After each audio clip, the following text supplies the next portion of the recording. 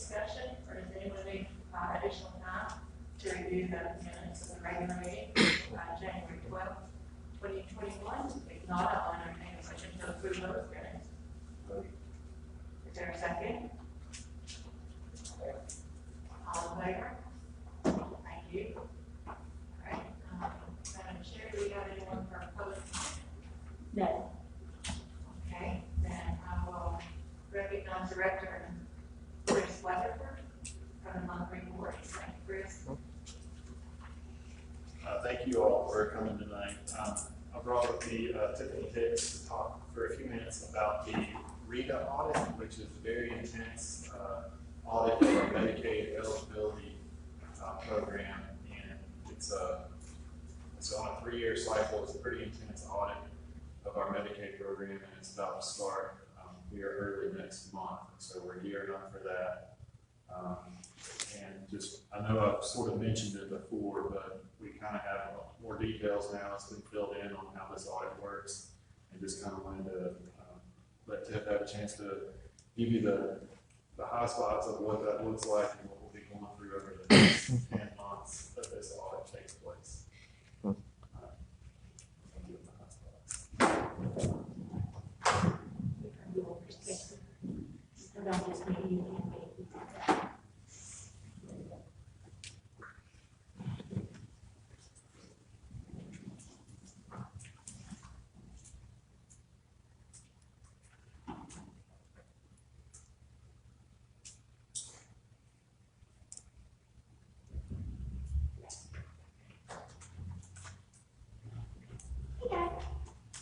Okay, so we've been training for the Rita Audit for the last couple months, and Chris, Connie, and myself had a meeting with our OST rep, Christy Braun.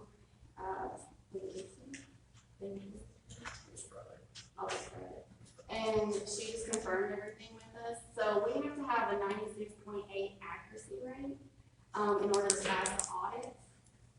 They're going to audit 20 cases a month, so it's going to be 10 active cases and 10 negative cases. So they'll send us the case name, numbers, and we'll have 5 days to upload everything into the system for them.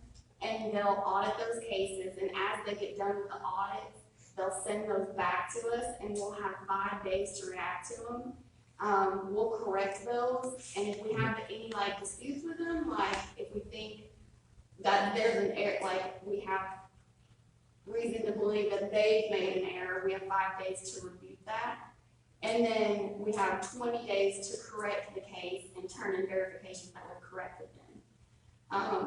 Like Chris said, we have 10 months of this to go through, and then we're done. There are forms that we'll have to go through and submit to them. So me and Connie will have to go and second party review everybody. So we've already started second party reviewing all applications for even our older workers. We're second party reviewing everybody preparing for the audit, going through, making sure they're attaching things. We've got a checklist that we're going through. Connie's got to start doing research already. And then I've got a worker who's still working from home. So we're working towards it, because we've got one who's training, one who's still working from home. I'm working on doing the second part reviews for research, but it's a little harder for everybody to spread out. Do you have any questions? Did you say there was 10 months of audit? 10 months of That's a lot behind. It's going to be a long process. 200 cases, and they go through them, and check every little I and T, and so they won't send, or they won't request 20 and then review 20 and send all 20 back. They send them back as they do them. So it'll be a constant flow of cases coming back. And on some of those, it may just mean that we need to do a training on staff with a certain topic. They notice something in the case, and hey, you need to train your staff. So Connie or Tiff will do a training and then document that and then send that back to them to let them know. In adult Medicaid, it'll take a little longer for them to get theirs back, because they have more verifications that they need, more detailed verifications, whereas in family and children Medicaid, ours are the very simple bare minimum. So where we might get 5 back in a day, they might only get 3 back in a week. So I think the family and children process will go back a lot faster than the adult Medicaid. So when do you get your points for accuracy?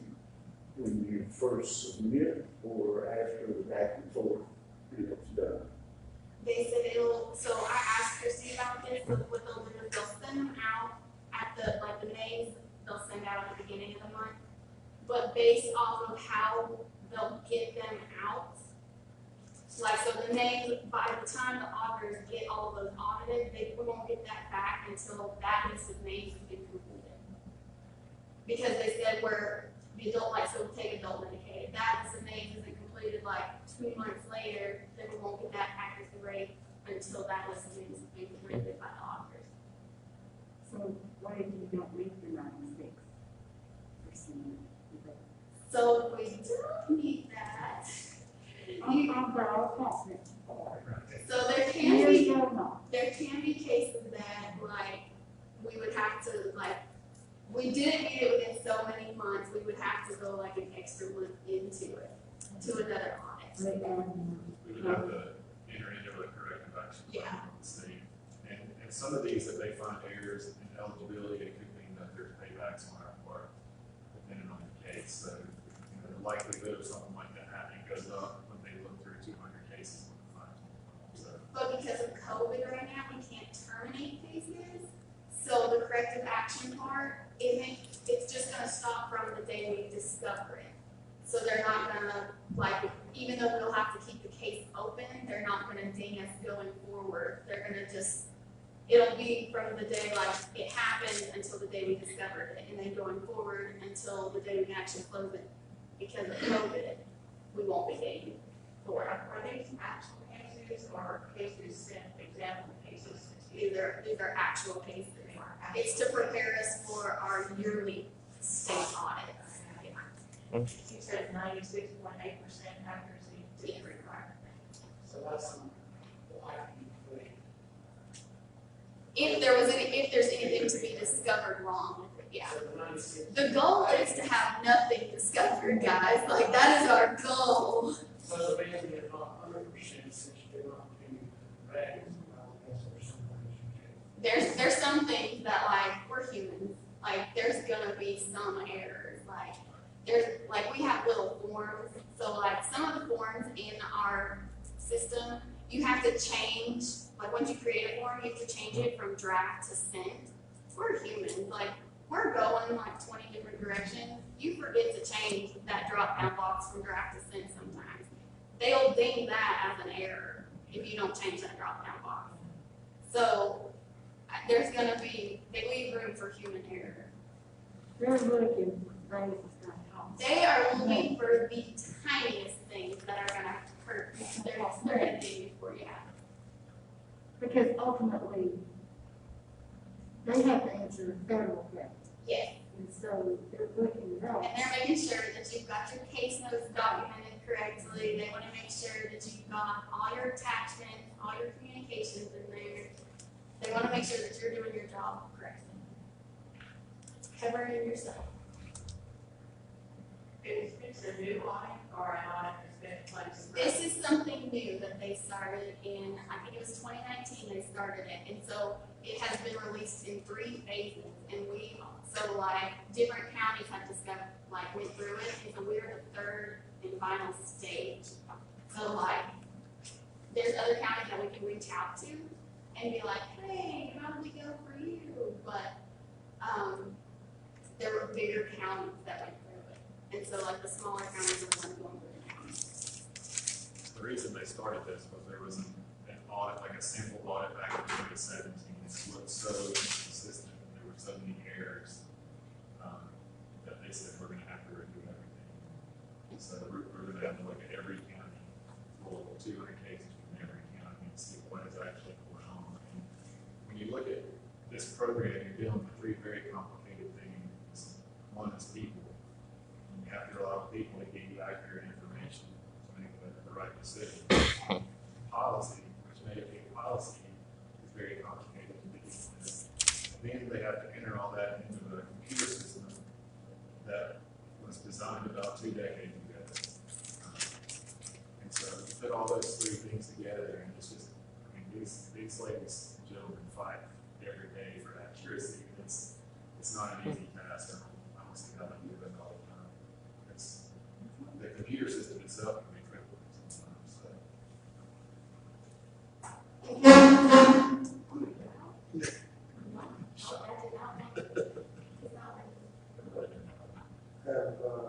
Have you got plans maybe in the future, maybe have a pre-audit set up to where you can actually review before they're received?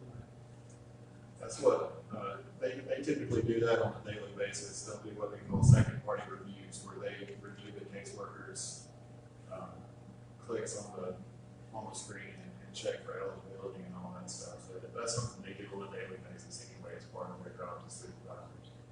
We have a lot of second party reviews. So supervisors, second party review caseworkers, and then we have like county, single county audits where they review our cases. And then we have state audits, and now they're doing these Rita audits. So we get audited like regularly. The only thing is, is this, audit is our just for your protection. And I know that you may have secondary audit on the budget, but one of the things is, sometimes you have a secondary and then you have this, you just put through, make a suggestion, just have a sign, say that I did have a second look at it. That way that individual, if something does come back and say, well, why was this not called during the secondary audit, then you get something to come back. Right. And that's what those second party reviews are. They send in the report every month or quarter of all the cases that they've second party reviewed. So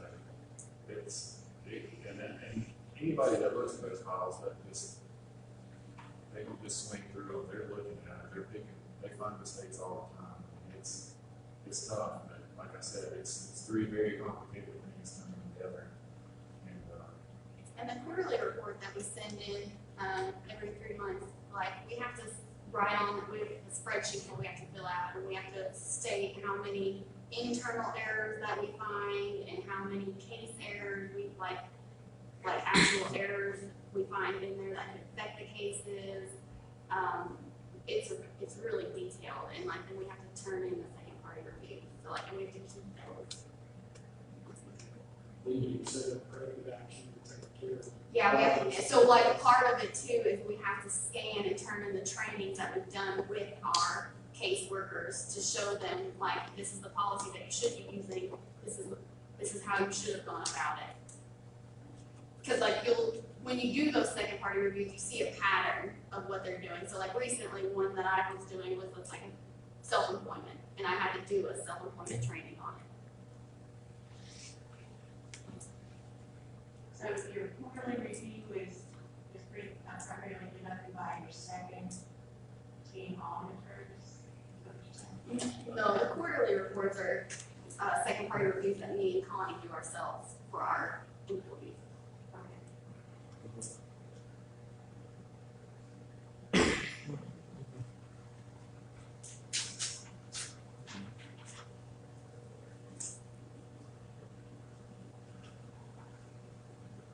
Anybody have any other questions about it? Our state representative feels like we're in real good position to do well in this. Just by the work that Tiff and Connie already do with reviewing those cases and everything. A lot of agencies just don't have the time for the staff to go over them as often. But we make a habit of doing that. And some of that comes with having some fairly new staff. But when you get new staff, you're reviewing all their stuff anyway from day one. For about the first 9 to 12 months, you really want to look. So that's something we're going to have to do already. So I think we'll be in good shape.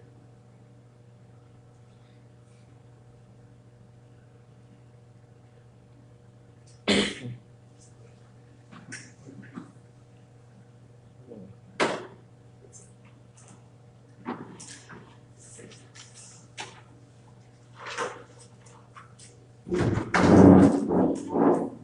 you, Deanna. Have a good rest of the evening. The next thing, I wanted to go over real quick is the permanency design team I'm serving on at the state level is looking at permanent solutions for children in foster care and looking at ways in which we can get kids out of the foster care system faster into a more permanent setting. And we're starting to have a little traction in that. It's getting a little bit better. So we're actually starting to talk about some issues that we can work on at the county and state level and what some of the new state policies are looking like that are going to come out that are going to help us. But locally, you know, as I talked about last month, the numbers with us getting in court and getting court time is also a conversation that I'm using some of the connections in this permanency design team to reach into some of the committees and things that are in place at the state level in the Office of Administrative Courts and Department of Health and Human Services. So I had a good conversation last week with somebody that sits in on that committee. High-level committee that looks at, you know, ways they can improve the system. So I sent them the data that I had collected and the narrative that I had written to kind of explain the data, and they were going to pass that around and just kind of share it and see what they thought, and potentially invite me to maybe one of those meetings or to sit in on some of those meetings to be part of that. So trying to use those connections and do that networking to get a hold of the right set of ears that can help us out here to get more court dates and more attorneys. Another committee I've been asked to be a part of is the Child Welfare System Governance Committee, specifically looking at NCFAST for child welfare. So this complicated system that they have from Medicaid through nutrition services, they're now going to turn that into a system for child welfare, which is, you know, a totally different realm, and some counties have been using it since 2016, and they have gone to everybody they can go to, including testifying in legislative committees and things like that to its ineffectiveness and inefficiencies, and we're all just going to see what it looks like and what we can do with it to try to make it better. I think now the bar is set so low that we just really want to get something that's usable. I don't think it's going to be a great improvement to the work people do. I don't think it's going to make anybody's life easier. I think it'll be something they learn to live with as part of their job, which is just unfortunate. I think the state has spent billions and billions of dollars on this, and if somebody's scared to swing the axe, just cut it loose and start over. But I'll be part of it. And, you know, part of that is getting access to the program, so I can start working in it with our social workers and supervisors to see for ourselves what it looks like and what improvements we might suggest to go from there. So kind of looking forward to that, just to see what it looks like and joining the fray. It's like directed by the Department of DSS. Yeah, that's a Health and Human Services explicitly.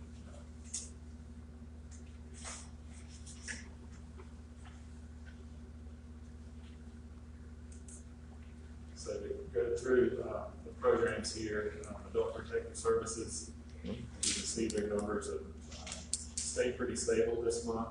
They have had a few Adult Protective Services assessments. They had 6 in January,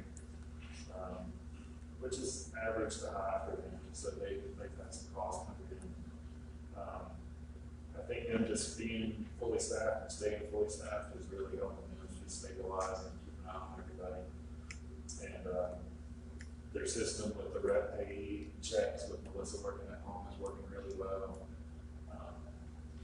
Everybody's kind of got a good groove going on in that program.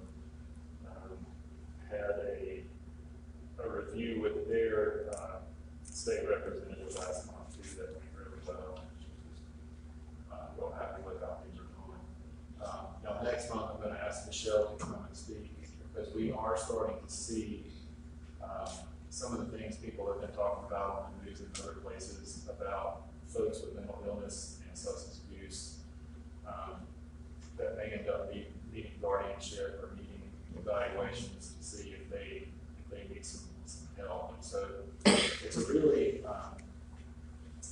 kind of gray wash area who they can work with and who they can take into guardianship. We had that one case last year with the young lady, and it worked out.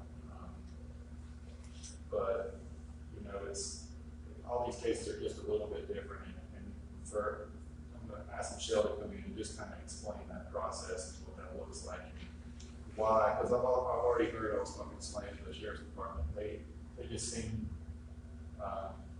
maybe unaware of how we can operate and who we can help. Because they're seeing people on a daily basis that are out there, that are homeless, that have substance abuse issues, that have some mental health issues. But those things alone may not necessarily determine that we need to step in and be their guardian. So their policy really hinges on incompetence and getting someone to declare that person incompetent. And that's not always easy to do when you need somebody once for an hour. Because some of these folks are just really good at getting by. That's part of the lifestyle they lead, and it's unfortunate. So just kind of wanted to let you guys know. I know I think we've had 3 calls this month of similar cases with folks under 40 that are in some bad situations, and we're looking at each one of those and talking with our state rep to see where do they fall in policy and how and if APS is the way to go about helping them or not. So, but that'll be next month. Child Protective Services, doing really well in there. Our standard measures are about 100% for cases being initiated timely. We had 17 reports in January, which is kind of high for us. But we took 8 of those. We had 2 conflict of interest cases from another county. I think some of those conflict of interest cases are going to start dying off after next month. I think from what I've been told about the cases over in Cherokee County that have been disputed because of their lawsuits and stuff will be timing out a lot of that stuff. So I'm hoping that fewer of those calls will come through. It's hard for us to drop what we're doing here and run under market and do that work over there. So, but they've been really good about helping out that county and other counties. So as you can see, two of those came in. One changed residency and came in. And then I think we had another call or 2 come in just for like an assist when they just want us to go and lay eyes on somebody and see how they're doing. We currently have 12 open investigated assessments for family assessments, 5 active in homes, and a total of 20 children in custody. We have 17 children and 3 that are in the 18 to 21. So our foster care numbers have dropped by about a third this year. I think a lot of that's due to just the stability of that unit and having a dedicated social worker, supervisor to foster care, and everybody working well together. Court, with fewer cases needing to be heard, court cases getting a little bit better, but we're still having to meet before court to determine which cases take priority. Because if we have 2 contested hearings in one day, that could take all day to do 2 contested hearings. And we may have 7 or 8 cases on the docket. So those other 6, or 7 cases are going to get pushed to the next month or the month out. That's kind of how that happens. So it's getting better, but we still got work to do. Some information came out this week about some adoption assistance funding rewards that the state's going to start kicking out. Looks like, and I'll have to verify with the nitty-gritty details, but it looks like the state's sort of trying to promote counties performing more adoptions as opposed to guardianships. So it looks like they're seeing incentive monies for the counties based on reaching the target number of adoptions they can perform with their already open cases.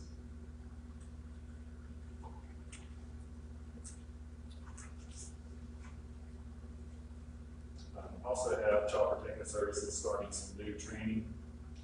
This is with an outfit of folks that have started a collaboration with WCU with the simulation training and with the social work department over there. So they have COVID has kind of encouraged them to switch a lot of their curriculum to online learning, so they've developed some online classes, and they've offered us free access to those to sort of be their guinea pigs and see how it goes, and then they'll go back and tweak it and make some changes, and then offer it to some more people and make sure it's good. So it's nice to have that partnership where we can get some good training, and also provide feedback to them. So the training that they're setting up for us now is on social work ethics, the 5 types of bias that we go into with the work cases, petition writing, intake, using some forensic tools for doing intake and really asking the right questions.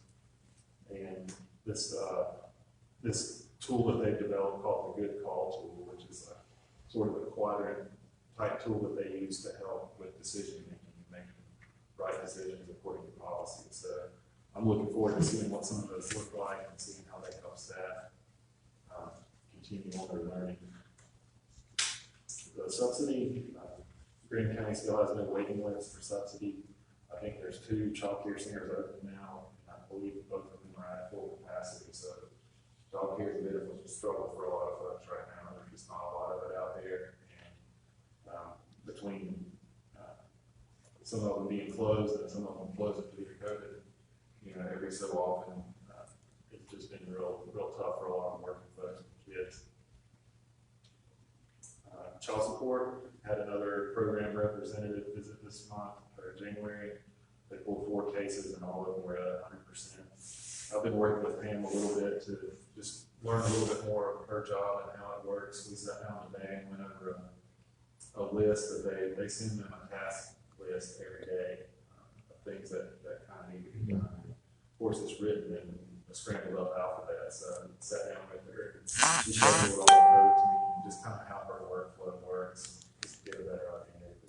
I have to make an effort to learn about child support so well. I don't even think about it, so it's nice for me to know a little bit about what she does and how that program operates. But she's doing well, considering they've had court and suspended arrest orders for folks for non-payment, so that's kind of hurt people. That word gets out real quick. People stop reporting in and bring them on to jail or get hauled into court. They don't worry about it, but that just got rescinded today, so they'll be out looking for some money now. So those numbers should start turning around for Pam. All of our other MOUs are doing good, except for some of those money's coming in towards the arrears and things like that. Food nutrition.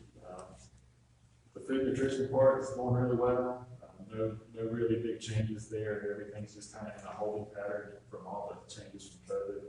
So the research are being done. People are being approved ahead of time. As extra benefits and things like that come out, the state does a good job of pushing that information out to us.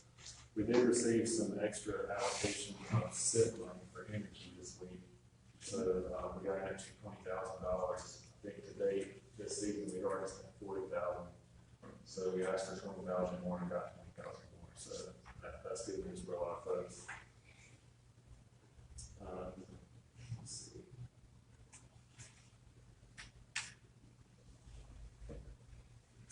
For LEAP, we still have around probably closer to $5,000 now. It was taken in last week, so probably close to $5,000 in that program, but back up to $20,000. That's it.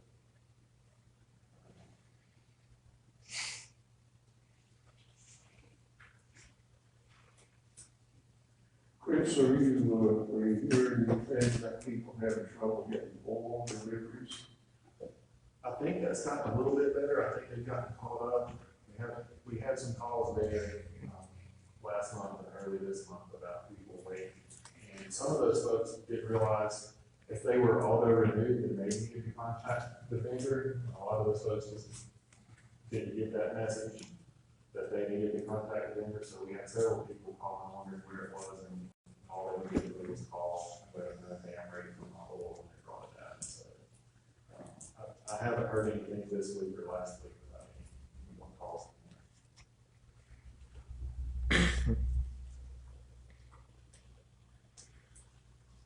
Medicaid, again, we hit our marks for that this month at 100% for adult Medicaid. A total of 1,076 cases right now.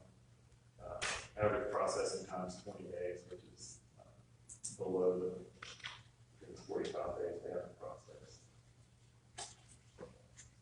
Family and Children's Medicaid JIPS program doing well. Their average processing time is 3.82 days. The required time of 45 days, so they're helping to get it done. They're also, they work their recertifications 2 months ahead of time. And that just helps if anything weird happens or if they don't get certain information in time, it gives them a little buffer to make sure those recertifications get done. And that's what the state encouraged you to do. A lot of folks, when COVID first started happening, and they stopped requiring us to do research, that kind of messed up that whole flow of people being 10 months ahead. So every county's kind of had to work at their own way of working back into doing those recertifications in a 10-month cycle. We're back to being in that steady 10-month cycle now in both of those programs. So, and they just kind of did that on their own.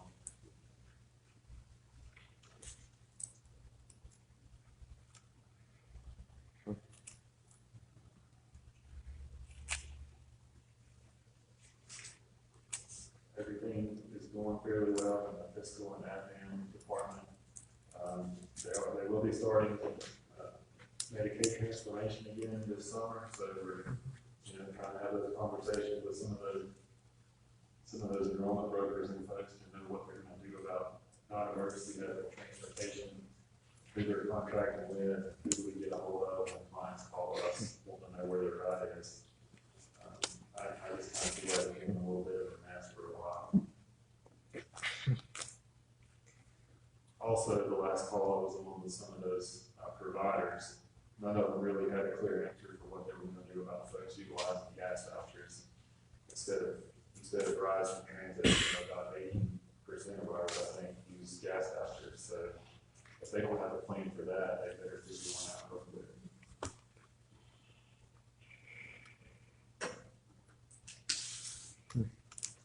Everything up at the front desk and public access is holding about the same. We're just taking those calls. People are kind of getting used to coming in before you're there and picking up the phone, or we just meet them out there and check in and see what they do. So that's going pretty well.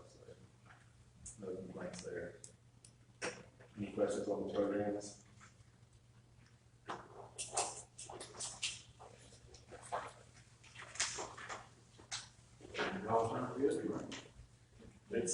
It's working well. I mean, having staff that just care about what they do and showing up and working hard is just, I can't say enough good things about them. I think they all show up here for the right reasons. I am talking to Becky about, we did lose a Medicaid worker today, and right before this audit was a really bad time to lose somebody because you can't really train somebody to do this at the same time. And they won't be able to work any of these cases that are coming now anyway. So what we might be able to do is there's I think somebody over in Clay County that retired in December that may be interested in doing some part-time contract work that may be able just to do enough that we don't have to really train or spend a lot of time with. We can just give her some work to do that she can make sure it's done right. Just to get us through this hump while we get a new person in and train them and get them ready to take over. So I believe we're finding a boat to do that. Connie's already reached out to somebody that said they would be interested in doing something like that. So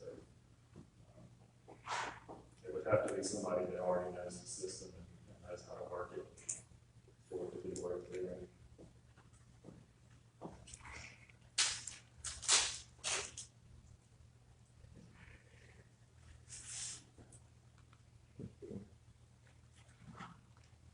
When is the start date on that Rita Audit?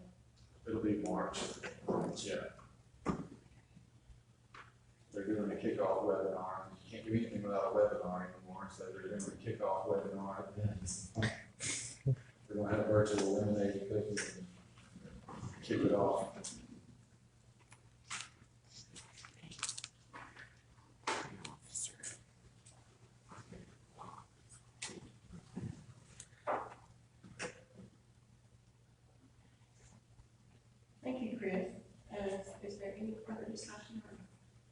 Questions from the board?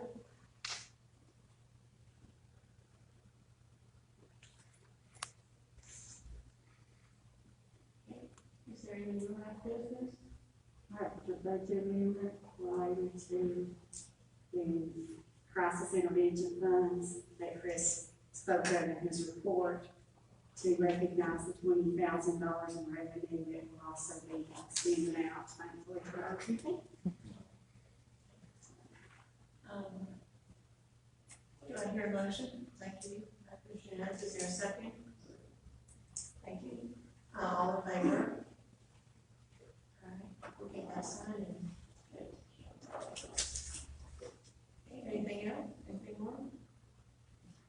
A real quick clarifying question regarding hiring protocol. Just wanted to make sure, to my knowledge, there hasn't been any changes in the hiring protocol of how we operate under the personnel manual. Is that correct? I don't typically come to the regular commissioners meetings, and I'm not sure if there was some discussion about that or not at the last meeting in November, December. I can't remember when. I just wanted to make sure we're still operating under what is written in the personnel handbook, correct? Officially is, we're not making no changes. No, it's not. And we have had discussion, but it wasn't about the department. We hired a director, we hired workers.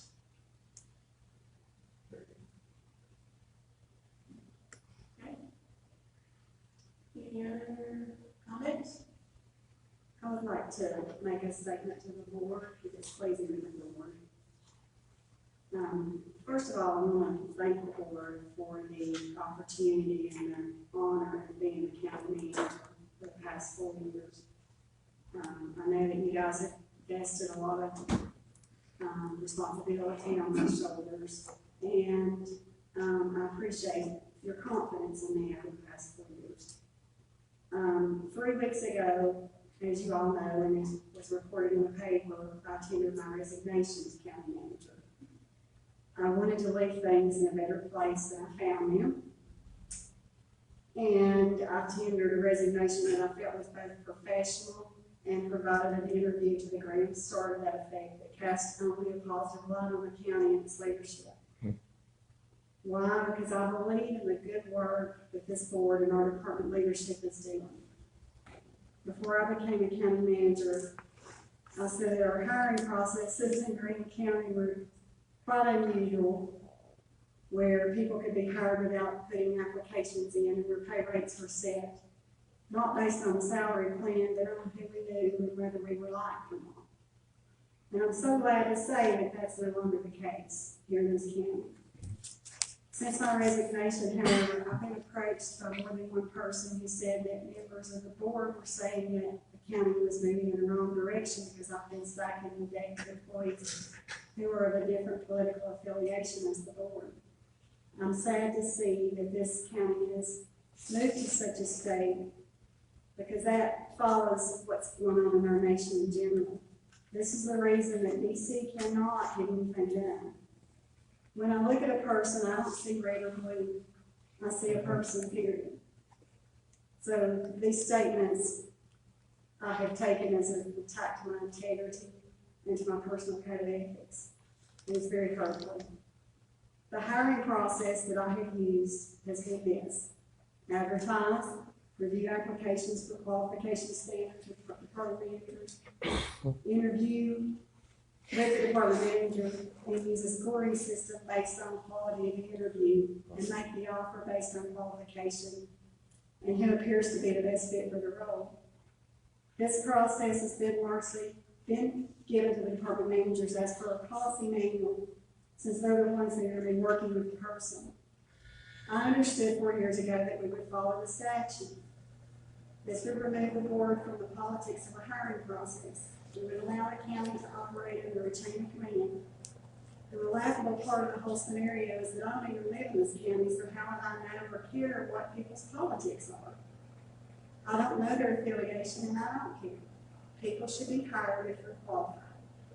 They should be evaluated from their hire on their merits, period. There There have been instances where I have sought the participation of commissioners in hiring of key roles.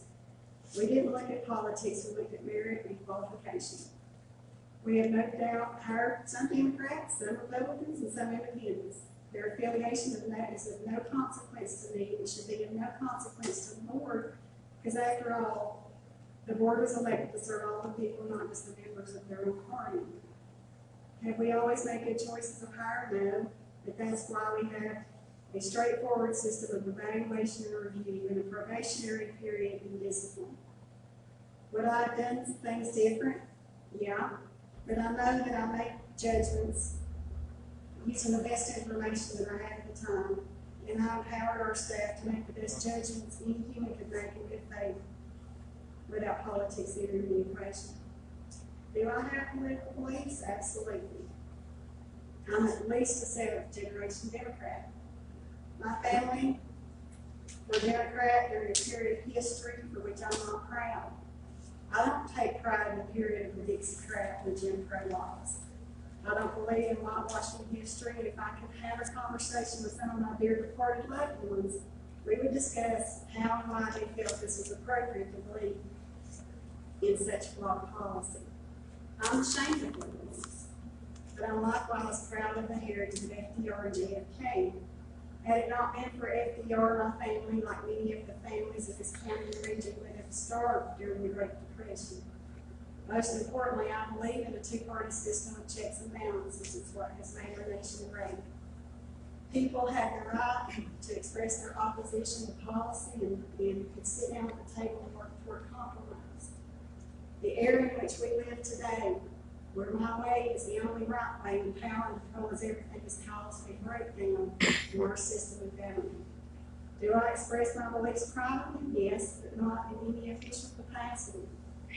It is my First Amendment right to express my beliefs, but it's not my right to use those beliefs as a weapon against someone else or a ticket to a job, especially in this field.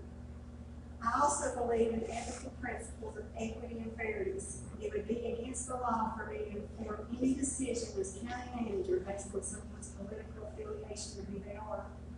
When I come to work, I leave those beliefs at the door, and I would challenge any person on this board or our staff to say anything different. Mostly, I'm saddened that my heritage and affiliation has become a topic of private conversation amongst the political leadership of the county. My record speaks for itself. I have given this county way more of myself than he. I don't see it as a job.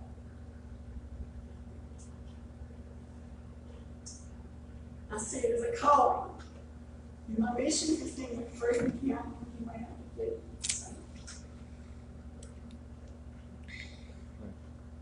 I was told this summer that I could cost this board the election this past November, and I'm awfully resolved in. The members of the board were overwhelmingly re-elected and supported. And I believe the people of the county looked at the record and decided to stay the course with this board. If you voted straight ticket, I'm sure they did. And I would hope most voted their consciences. I was hired by a mainly Republican board. In fact, the current chair of the GOP was sitting on the board and was happy for me to be part of the leadership of this county when the state was ready to take us over. I have worked for primarily Republican boards and now work for 100% Republican boards. Never have I failed to carry out the will of the board unless the legality or ethical dilemma is involved. And never before has my integrity been called into question until this past election.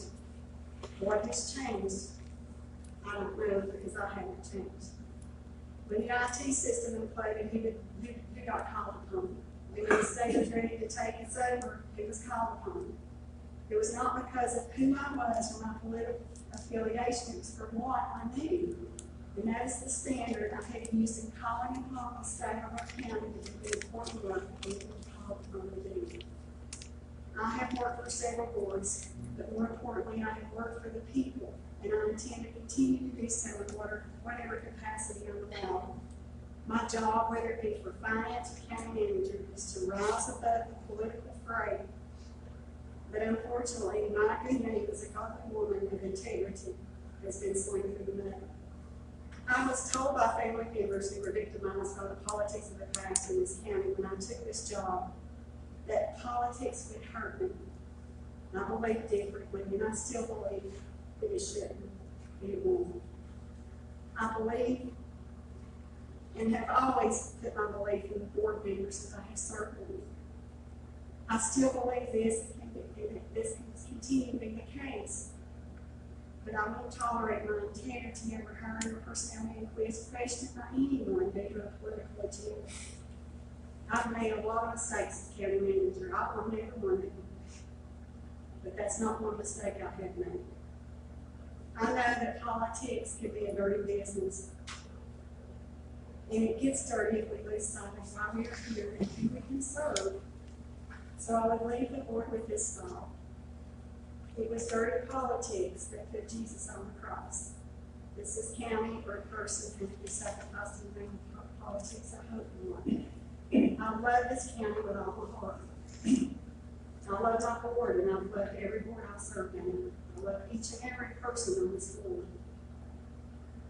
But it's very hurtful that these things have been said. And I don't know who said them. I don't care to know, but I've been informed. They've been said, it's very hurtful.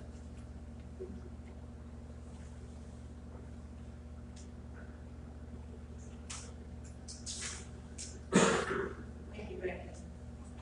I think I proved when I first got elected, I said it numerous times, that when we advertised for jobs for the county manager, and hiring and firing hires, all except one time since I've been on this board, we took the recommendation of the department head. Why not? One time, we had two people for a job. The director wanted one, and we chose the other, and there was no difference. Don't have no clue what their policy. Well, might have been one, but the other not only the other person. As I've said before, nobody that works for this county has to cater to no commissioner. It takes three to make a decision, not one.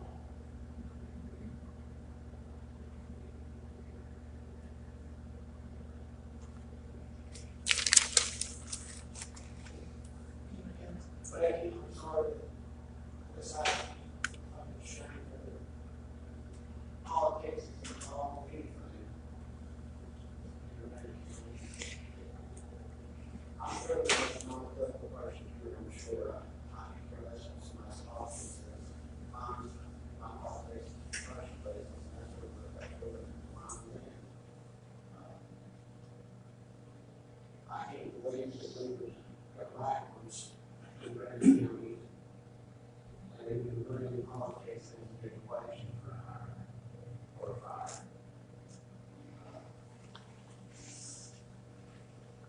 I was with Grant County when the board micromanaged my individuals. People that knew their jobs and pretty successfully went away from our house. And the manager and the supervisor, that's what they should be. So politics are not involved. Hopefully that's the way it was saying.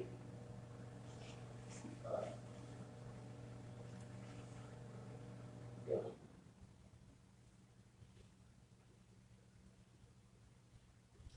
Thank you, Commissioner. Anyone else? I think I have something to say, but I'm not sure exactly what to say. I have become good friends with Becky over the last few years. And we talk sometimes as friends. Most of the time we communicate, it's about county business. But, I've shared with her some very personal things that happened in my life. And she's done the same thing with me. I believe her to be the best county manager that we have ever had. And I've known quite a few of them. I have watched her struggle with pressure that was being applied to her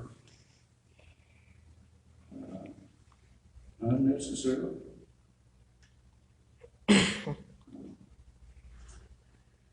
We have 5 commissioners. We should try to work together. If any one of us goes behind the other 4 and tries to do things, that just creates chaos.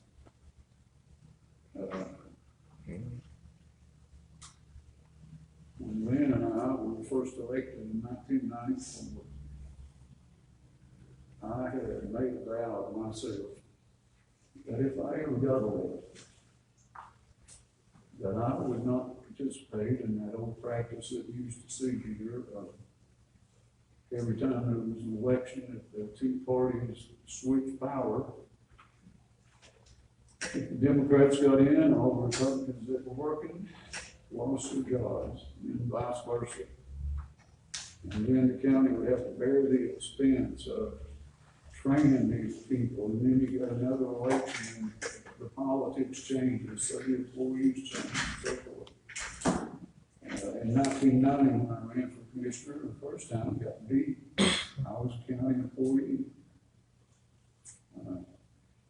Before that new board of commissioners got sworn in, they were making plans to replace me.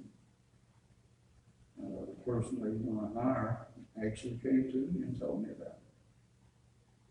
And I made a vow to myself that if I ever got elected, I would participate in that. Lynn and I, the first person we hired was a Democrat. I didn't know, didn't care, didn't ask.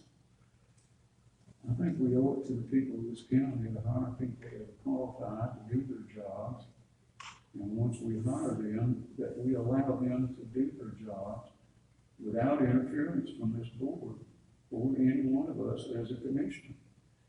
I don't have any more authority than Lynn or Connie or Jacob or Chief to go and say things to whoever may be the county manager, or to go to Kim as human resources and say, hire this person, hire that person. I don't have that right, I don't believe.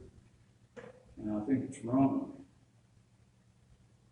And I think if we as commissioners try to use intimidation, other factors to try to get people to do things that they wouldn't do, that's wrong too. I've heard a lot of things over the last few months that have troubled me. And I have sat by quietly, not saying anything, because I don't want to have a ruckus with this board. We have important jobs to do, even though some days at these meetings, we don't have a lot to do. There's a lot going on behind the scenes that the public never sees. Keith and I talked one time about it, and, you know, when I leave a commissioner's meeting, I don't go home and just fall off to sleep like nothing's going on. You know, if there's been some issue that we're having to deal with, I worry about it. And I think about it for days and days trying to look for solutions. And I think we have an excellent group of employees. I think we have a very efficiently run county government. This county is in the best financial condition that it has ever been in the history of this county, and next year this county will be 150 years old. And we're better off than we've ever been. And that's in large part to the hard work that Becky's done. She took on the role of county manager, kept a finance job. She's done both. She's probably done too much. And we've taken her for granted, or at least I have. That's the way I feel. Y'all can be your own judge. But I just say that in the past, I've been quiet because I didn't want to have any disagreements. I want to try to work with this board. I know some of y'all got upset with me back in the spring when I said something from the grand start about the meeting we had, and I actually tried to stop that from being granted, but it was too late. And I made my apologies over that, not because I thought I was wrong in what it said, but because what it said created friction. And maybe I should have handled it differently. But I'm not gonna be quiet anymore. When our employees come to me and tell me that one of the other commissioners is doing this or doing that, I'm just not gonna brush it off. I'm gonna make it public, and I'll use any means that I have. If I think that commissioner is wrong, I will do whatever I have to do to see that it's stopped and it's a practice that doesn't continue. Becky, I appreciate the hard work that you've done, but more than anything, I appreciate your friendship. And I especially appreciate the times that you've said that you're going to pray for me. That means more to me than any other aspect of our relationship. Because I don't think I can get too many prayers. I make a lot of mistakes, none of us are perfect. We should hold our employees more accountable than we hold ourselves. And I'm going to leave it there. I have more, but I'm just going to stop there. There's just some things that I've been told about. I don't know it firsthand. But if I find out firsthand, I am going to speak out, and I'm going to speak out loudly. And that's it. I'll stop. Thank you, Commissioner Williams.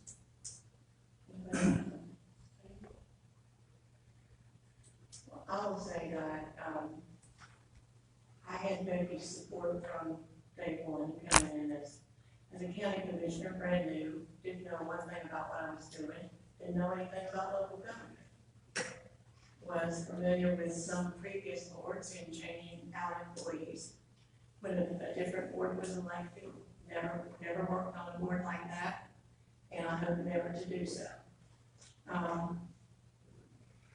Becky Garland is also a friend of mine. She has been a friend of mine in some of the toughest times of my life. During the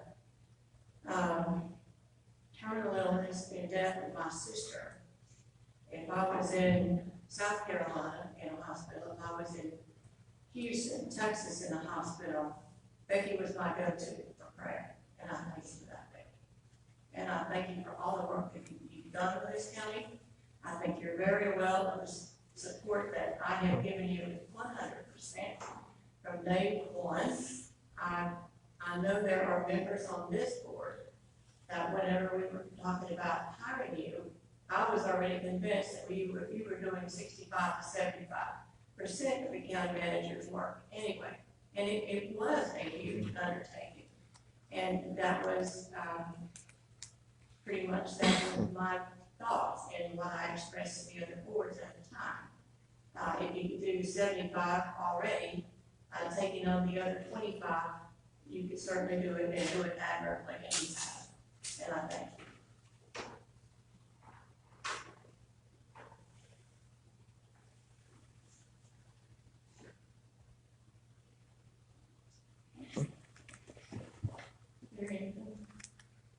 Anyone else wants to say? Do we have anything for close? Nothing about close. We need to approve the closed minutes. Cameron's already. Okay. All right, I will entertain a motion for adjournment. Motion. All in favor?